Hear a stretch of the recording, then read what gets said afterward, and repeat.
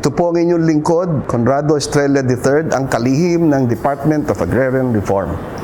Sama-sama natin tuklasin ang mga hakbang na tinatahak ng Department of Agrarian Reform para sa mas maunlad, makatarungan at tunay na reformang agraryo tungo sa layuning sariling lupa para sa bagong bukas na masagana.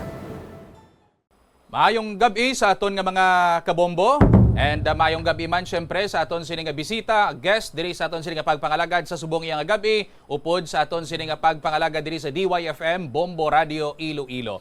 Hindi na bag-o sa aton kung ano ang papel sang Department of Agrarian Reform nga isa ka ahensya sang gobyerno nga nagapanguna sa pagpatuman sang mga programa, aktibidad kag proyekto agod nga mapalig-on ang kalidad sang kabuhi sang marginalized nga sektor nga nagapuyo sa kaumahan, kaangay lamang sang mga benepisyaryong agraryo o kon mga agrarian reform beneficiaries o kon mga ARBs naton.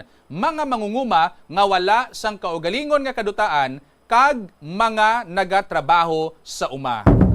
Agod hatagan ang mga ini sang kinamatarong nga magapanag-iya sang kaugalingon nga duta, may bag-o nga proyekto ang DAR o kon ang Department of Agrarian Reform nga ginatawag nga Project Split o kon Support to Parcelization of Lands for Individual Titling sa diin ginapartida ang mga Certificates of Land Ownership Awards o kon mga CLOAS sa individual nga titulo sang duta. Kag tungod sa proyekto nga ini, nahatagan sang kapag-unan ang pagpanag-iya sang duta sang aton nga mga agrarian reform beneficiaries. Sila malipayon na nga nagakultibo sang ila mga duta kag nakabulig ang ila mga pananom sa pag-improbar sang ila kalidad sang pagpangabuhi. Sa subong nga gabi, aton pamatian ang isa ka istorya nga magahalin sa aton sini nga bisita sa subong iya nga gabi. Inyo napamatian ang inyo nga mga radyo, makita ninyo sa inyo sini nga Facebook kag YouTube ang Kape at Balitang Agraryo. Sa diin, aton pagaistoryahan ang mga best practices kag eksperyensya sang mga benepisyaryo sang sining proyekto nga ini. Subong nga gabi sa gihapon ako ang inyo alagad, Bombo John Felco Talento.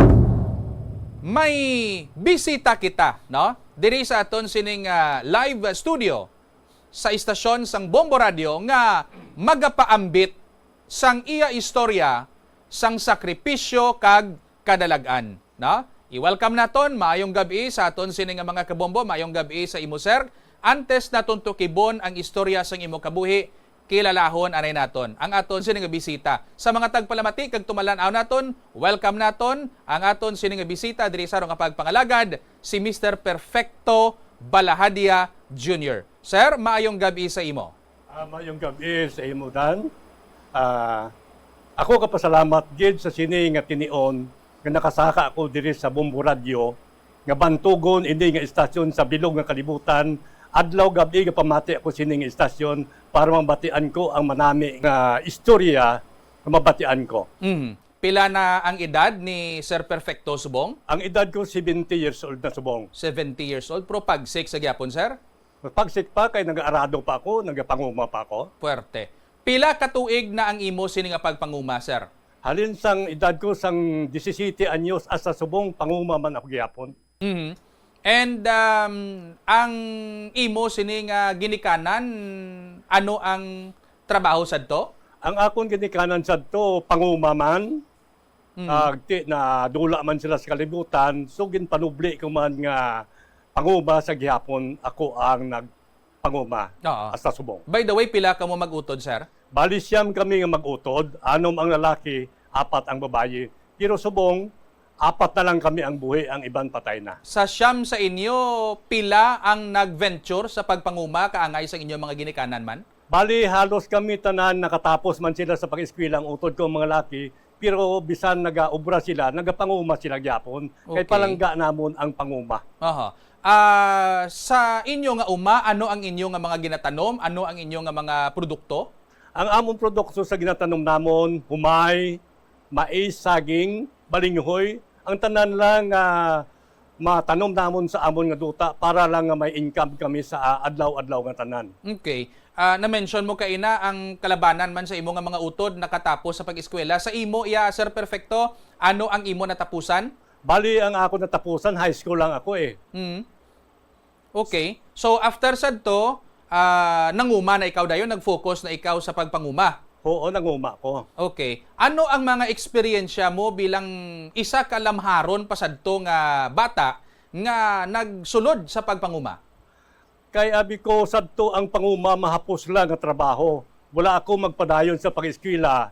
Kay hala dayan lang yung obra ko. Ti gali mabudlay gali kung hindi ka katapos. Kag mabudlay gali ka panguma.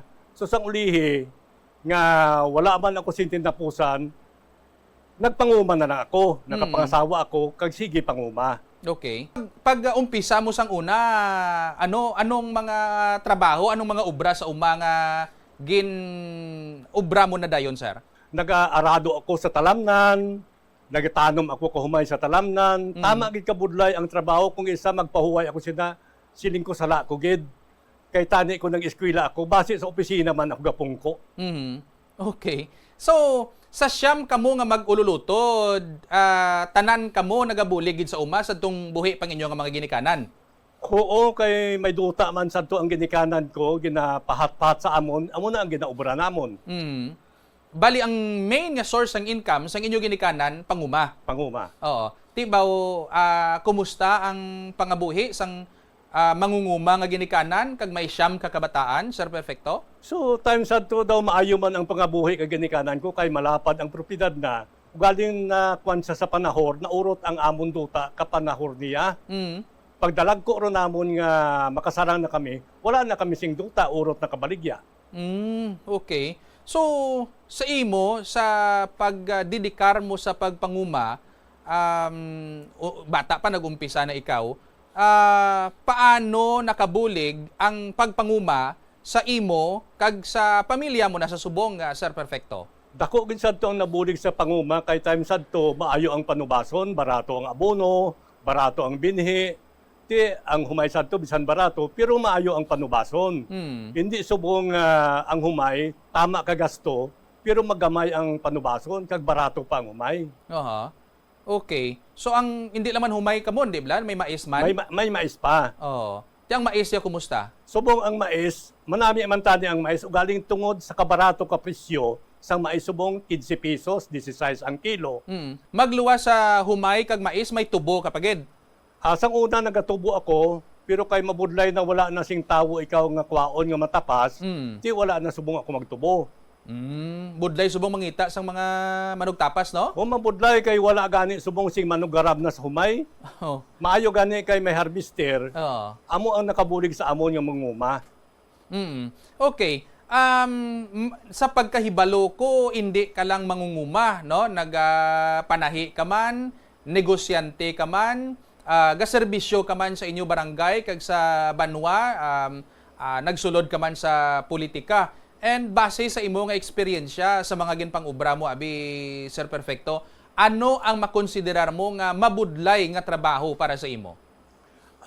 Panguma mabudlay sadto nga time magapanahi pa ako, may mga sasriryahan man ako nga ginpanayan. Sang uli sige man niya panguma ko gihapon. Sang uli sadto nga naganegosyo ako kabuga sa Negros, maayo ang negosyo. Maayo gid ang negosyo galing time sadto. Sang nakilala ko si Congressman Nil Topas, ginkuan niya ako nga madalagan barangay kapitan sa barangay namon. So didikaran ko ang barangay namon, nangin maayo ang barangay para nga magbantog man ang akong barangay. Sang ulihi, sang nakita nang maayo akong leader sa barangay, nagdalagan ako kapitan 1994 up to 2004. 2004, ginkuha ako ni Nonoy Mir ng isa ka SB member sa Banwasang Barotac Bio, gagin padalagan. So nagdaog ako nga bilang SB member sa Banwa ka Barotac Bio, halin sang 2004 up to 2010. Pag tatlo ka term, wala na ako padalagan kay masakit ako Enero, diri ako sa Doctor Hospital, tatlo ka bulan kag tunga diri sa hospital. So grabe ang masakit ko sadto. So time sadto nga pagkampanyahan ay wala na ako kampanya, amuto nga napirdi ako. Oo. Bisan pa nga maayo naman ang palangabuhian, may uma ikaw, may negosyo ikaw, pero sulod ka gid gyapon yes politika, Sir Perfecto. Amot sadto nga kay ginaganahan man ako kay ginakuan ako permi ni former Congressman Topas, nga madalagan gid. Pero maayo man sadto pangabuhi ko, anay nag-entra ako sa politika, ay naumang ako kay maaluman man ako sa tawo, may sweldo ka, gusto mo lang ihatag sa tawo, is member ka, gusto mo lang ihatag sa tawo man, pangbulig sa nagamasakit, tanan nang nga nagapangayo nga tawo. Oo. So amo na nga sa subong nagyan ko ang kapigaduhan nga sigapon nga panguma ko gyapon. Oo, pero ti damo man ang nakontribuer mo, damo man ang nabulig mo sa imo nga mga kasimanwa, sa mga nabulig mo nga ina, anong gina-consider mo nga daw dako gid nga bulig abi, makabig mo nga kontribusyon mo sa Barutak Viejo? Oo, maayo sad to kay tanan nga mga tao kung magkanto sa akon, mangayo bulig, ginabuligan ko gid basta masarangan ko lang. Dason palangga man ako ka mayor, mayor ko sad to sa uli si Buboy Topas. So maayo ang amon mga relasyon sadto. Galing tong sa politika ka, kung konsyal ka lang, maputok ka gid kay ang imo nga sweldo, gusto mo lang ihatag sa tao nga pangbulig. Okay.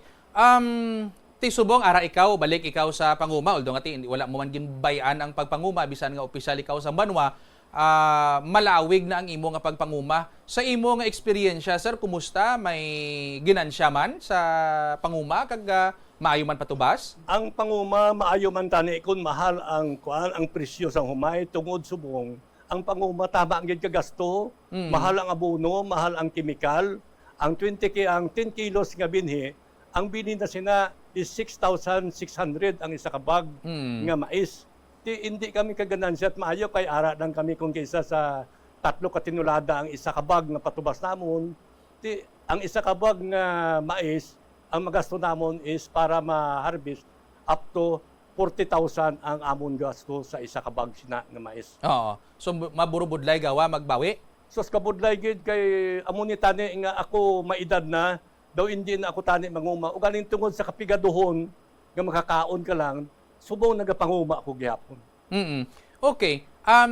Sa subong, anong mabulig? Ano ang nabulig sang pagpanguma nimo sa imo sining pamilya kag sa inyo nga pagpangabuhi? Bali, ang panguma nakabuligid sa akon kay nakapaeskwela man ako kakabataan ko. So napasalamatan ko gid subong nga panguma nga may duta ako nga na-acquire sa halin sa dar. Okay.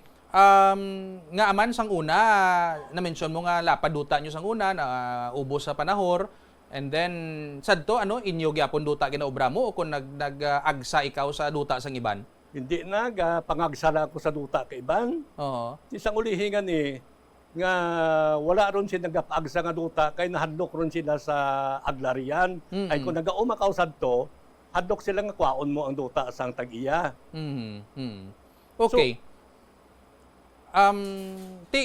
Ang imo nga panguma, siling mo, basta ga panguma ka, paswerte-swerte man ina. Pero anong mga strategy nga ginagamit mo, sir? Parang mas manami ang patubas mo, labi na gid ang humay kag mais nimo? Ang akong panguma iyaw, ay ko ginasalig sa tawo. Ako gid adlaw-adlaw nagamanid sang akon nga uma. Ara gid ako adlaw-adlaw, gakadto ako agahapon. Bisan mang ispre sina, ako man ga-ispre. Gaarado ka kuliglig, ako man gihapon arado. Para nga makapabarato ako sang suhol, kay kung ako lang nagaobra, wala ko sing suhulan nga tawo. Oo. Ano ang hindi mo malimtan nga eksperyensya sa imo sini nga pagpanguma? Ang hindi ko lang mapananggid tungod subong ang eksperyensya ko sa panguma, amo na bala matuod nga makabulig man sa amon nga pangabuhi namon nga nakapaeskwela man ako sa kabataan ko. Ano bala ang Project Split? Ang project support to parcelization of lands for individual titling or split ang ginpatuman sa Department of Agrarian Reform of Bundar nga nagatuyo nga mapasanyo kag mapadasig nga maproseso ang pagparcelize sang masobra 139,000 ka mga collected certificates of land ownership award o GLOA nga may kabukusan nga 1.38 milyones ka hektarya sang agricultural land sa idalong sang Comprehensive Agrarian Reform Program o CARP. Ang ini nga proyekto ang nagatuyo man nga makahatag sa individual nga titulo sa duta sa kapin 1.1 kamilyon ka mga agrarian reform beneficiaries of ARVs sa bugos nga pungsod Pilipinas. Ginpundohan sa World Bank sa Oktubre 2020 kay nanging kaupos sa DAR ang pila ka mga ahensya kung sa diin amo ang Department of Environment and Natural Resources, Land Registration Authority, Registry of Deeds, Land Bank of the Philippines, National Commission on Indigenous Peoples, kag ang Department of the Interior and Local Government agud mas mangin epektibo ang pagpatuman sang nasambit nga programa. Okay. Paano ikaw nga nangin beneficiaryo sang lupa nga ini kag na-award na ini sa imo subong Mr. Perfecto, sir? Ang hindi nga duta ang ginhalinan sini, ay hindi nga duta nga gin-award sa akon, gin-embargo ini sang DBP sang 1997. Sang kapitan pa ako sadto, may gin-embargo nga duta ang DBP, gin-turnover nila sa DAR, dayon, sang iya katiyo kung ato nga duta gin-embargo sa bangko, kay tungod na foreclose sa bangko, gin award abi sang DAR, di amo na nga ina nga duta, kadamo ka kabudlay nga naagyan ko, may gina ako sarap ko tag-iya nga kung magsulod ako, para nga hindi ako kay illegal entry. Tisiling ko ano pag illegal entry ko, kay iya iniya sang DAR gin award sa amon. Di karon siling ko, kung amo man lang na nga masabad ina nga duta, hindi na lang ako magpadayon sina nga duta. Nagakadto ako sa DAR sa Barutak Bio. Kasi siling ko kasabad siling ko katag-iya kaduta. Kada adlaw ginakadtoan na ako nga i-wave ko ina nga duta. Kay kinahanglanon nila. Di sang uli sadto, sang sigigid sadto nga patawag nila sa akon sa DAR, hasta sang ulihi, gagin akusar nila ako sa DARAB. Pag akusar nila ako sa DARAB, nagkadto ako diri sa province sa DAR, nangayo ko bulig sa mga abogado dira, kung ano ang mahimo ko. Siling ko sa taga DAR, siling ko ini nga duta, iuli ko na lang ni, kaya nasabaran ako. Pirmi lang ako ginakadtuan katag-iya, nga iuli ko gid. Pero siling sa akon ka mga abogado sa DAR, bisan iuli mo na, hindi man nagyapon magkadto sa ila. Pangitaan na muna siyang tao nga beneficiary, nga hataga namon. Sang ulihi, pag akusar nila sa akon sa DARAB, ginsabat ko. Pagka sa pulay namon sa DARAB, ginsaysay ko sa judge, nga siling ko judge, wala ako iya mag-agaw sining posisyon nga duta. Kundi ini nga duta, may nauyatan ako nga kluwa. Ari 5 kami ang tag-iya diri sa kluwa. Di ini siling ko gin-award ni sang DAR sa amon. Paano siling ko nga ginagaw ko ang posisyon? Di siling ko, ini nga duta iya ni katiyo ko, gin-embargo niya ka bangko, wala ako sini mag-agaw. Ginhatag ini sa, gin-award ini sa amon sang DAR. Sang uli hito, ginsaysay ko sa judge, naintindihan ka judge, sining ko judge, kung amo malang ni, nga masabad ini nga duta sa pangabuhi ko, kay magpalakaisa kami sining tag-iya ka duta, iuli ko ini nga duta. Kay ini nga duta, sining ko, wala akong man ni pag-agawa. Di sining ko, ara, kung maguba ba lang pagkapamilya namon, hindi na ako magpadayon sita sa pagkuha siya ng duta. So, naintindihan ka dyan, sang ulihi, silikuti dyan sa ano, mahiring pa kita. Hindi na lang, kay nabalaan ko gali ang ginhalinan, wala uman gali ni pag-agawa nga posisyon. Siling ko, wala ko na pag-agawa. Gin-award na sa amon sa DAR. Ang Department of Agrarian Reform o mas kilala sa tawag na DAR ay ang ahensya ng pamahalaan na nangunguna sa pagpapatupad ng Comprehensive Agrarian Reform o CARP base sa Republic Act No. 6657 na sinusugan ng Republic Act 9700. Kasama ng DAR sa pagpapatupad ng programa ang CARP implementing agencies katulad ng Department of Agriculture, Department of Environmental and Natural Resources, Land Bank of the Philippines at iba pa. Mandato ng DAR na ipamahagi ang mga lupaing pang-agrikultura na labis sa 5 hektarya, pampubliko man o pribado at ipamahagi ito sa mga magsasakang walang pinagmamay-arian na lupa. Ang ahensyang ito ay may 3 serbisyong ipinagkakaloob. Ito ang Land Tenure Services, Agrarian Justice Delivery at Support Services. Ang mga suportang ito ay hinahatid ng DAR sa mga kooperatiba o organisasyon ng mga magsasakang benepisyaryo. Okay. So, nagumpisa ang split project no sa nga Department of Agrarian Reform, ginpang bahin-bahin na gid sa inyo ang tagsa-tagsa ka ngalan nga daara dira sa CLOA nga ina. Paano ining nga proyekto nakabulig sa inyo bilang mga benepisyaryo ilabi na nga mapadasig ang paghatag sang individual nga title sa inyo? Asang uli sang pumiro santo daw wala nang bala ko gana sang duta kay kagamo bala. Sang uli nag-abot ang tagadar ka taga-split ginpatawag kami kun bala interesado pa kami kaduta. Silingkuti ma'am asa sa gyapon wala man gyapon kagabo ginamo kami kay ang tag-iya nagagamo sa amon hindi kami kasulod da gyapon sa duta. Silingkuti san upa kami makakuha sang individual nga titulo. Sida i-process namo ni sing madasig. So ang taga-split nagkadto in istorya kami nagkadto kami dito sa site sa bukid nga tunga duta. Istorya amoni nga site nga duta. Sang ulihi pagpaludi kami bisan udto adlaw ganito alauna alas 12 to nagakadto pa kami dito tama kainit. Sang ulihin istorya kami sinating huaon lang namon gid nga ini nga duta mangin inyo gid nga ang titulo maagom gid ninyo nga kada isa. So santo ti daw pila man ka bulan abi ko wala na sang December 24 ginpatawag ko sang tagadar sa Banwa Cabarotac Biho. Sina Mr. Balhadya ma-report ka mo sa Pasig sa December 11 dito sa siyudad sang Pasig. Maabot si dito ang aton nga presidente manghatag sang individual nga titulo sang inyo duta. So nakibot ako nga abi ko anay siling ko wala na. So nalipay gid ako nga ang ginapaabot namon nag-abot gid man.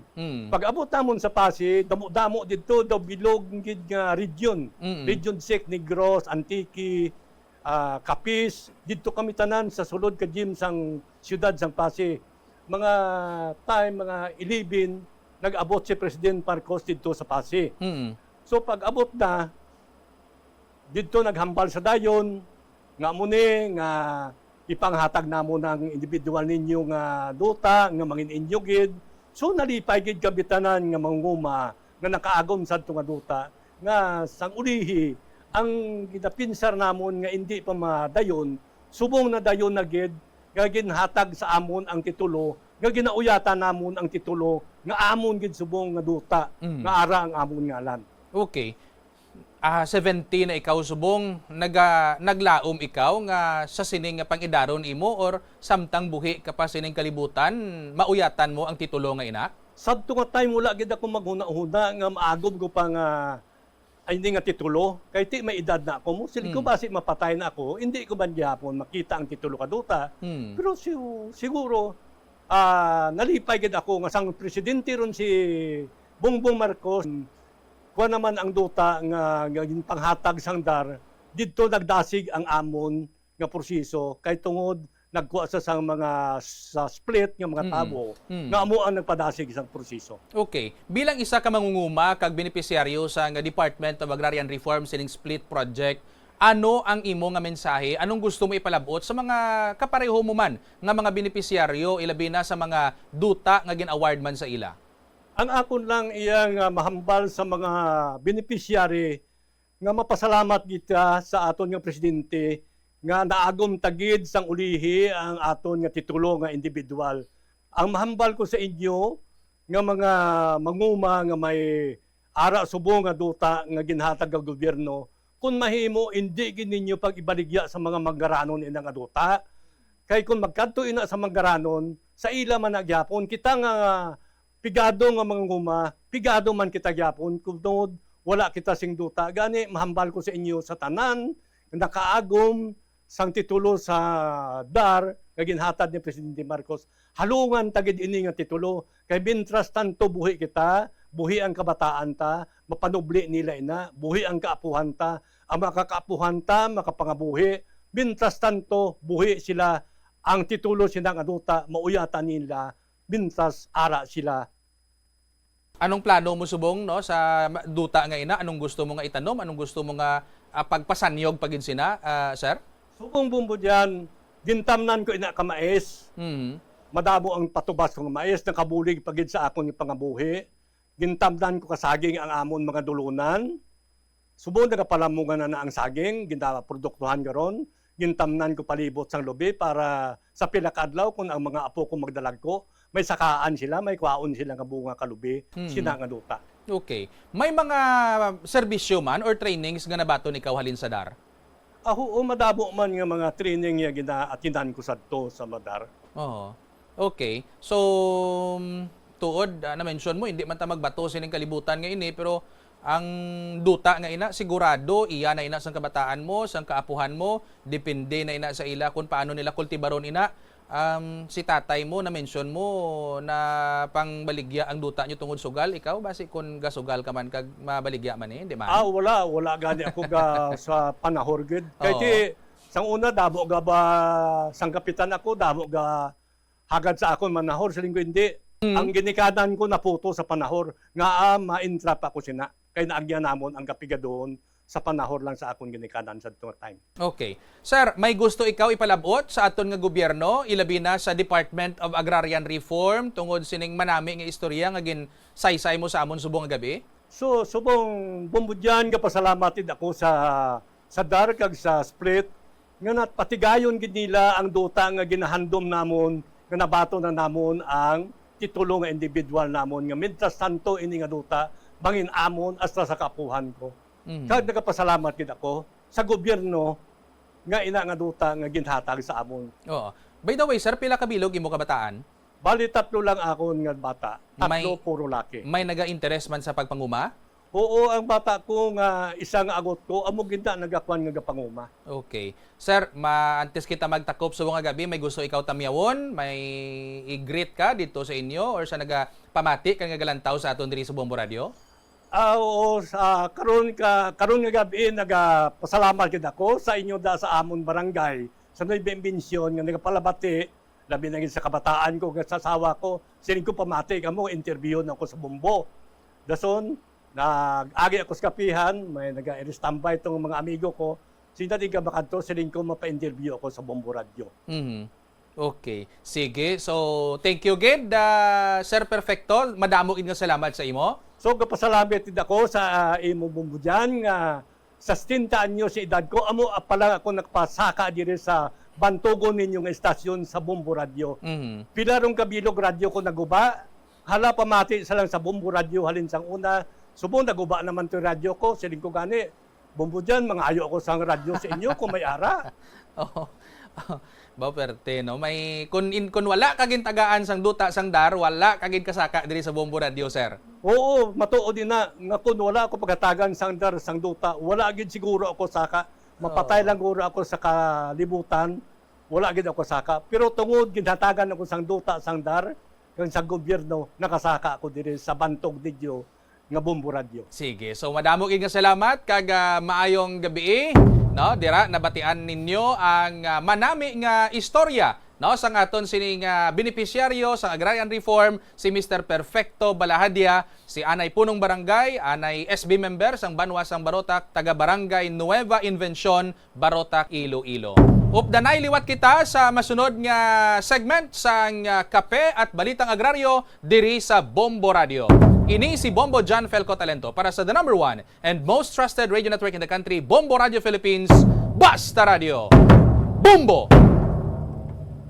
Patuloy po tayong magkaisa para sa kapakanan ng ating mga magsasaka. Hanggang sa susunod, muli natin tuklasin ang mga hakbang para sa maunlad, makatarungan at tunay na reformang agraryo tungo sa layuning sariling lupa para sa bagong bukas na masagana. Magtiwala po tayo sa ating mahal na Panginoon. Salamat po sa inyong pagsuporta.